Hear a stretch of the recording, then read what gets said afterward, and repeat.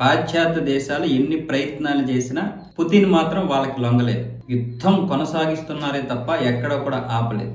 ఇప్పుడు రష్యాను ఎలాగైనా సరే ఓడించాలనే ఉద్దేశంతో పాశ్చాత్య దేశాలు కూడా సహకరిస్తున్నాయి ఉక్రెయిన్కి. ఇప్పుడు ఉక్రెయిన్ కూడా ఆయుధ సంపత్తిని మెరుగుపరుచుకుంటుంది. అందులో భాగంగానే ఫ్రాన్స్ దగ్గర 100 రఫేల్ యుద్ధ విమానాలు అయితే కొనుగోలుకి సంతకాలు చేసింది. ఇటు వ్లాదిమిర్ జెలెన్స్కీ అలాగే ఫ్రాన్స్ అధ్యక్షుడైనటువంటి ఎమాన్యుయల్ మెక్రాన్ కూడా ఇద్దరు సంతకాలు అయితే చేశారు.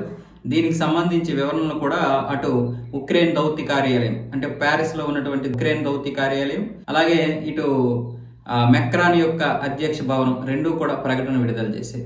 రష్యా మీద యుద్ధం ఇంకా కొనసాగించడానికి, రష్యా మీద ఎలాగైనా సరే విజయం సాధించడానికి ఉక్రెయిన్ తీవ్ర ప్రయత్నాలు అయితే చేస్తుంది. అందులో భాగంగానే ఇప్పుడు మేము రఫేల్ యుద్ధ విమానాలు, జెట్ విమానాలు ఇవన్నీ కూడా సమకూర్చుకోవడానికి ఉక్రెయిన్ చేస్తున్నటువంటి వ్యాపార సంబంధాల్లో భాగంగా మేమైతే సంతకాలు చేయడం జరిగింది.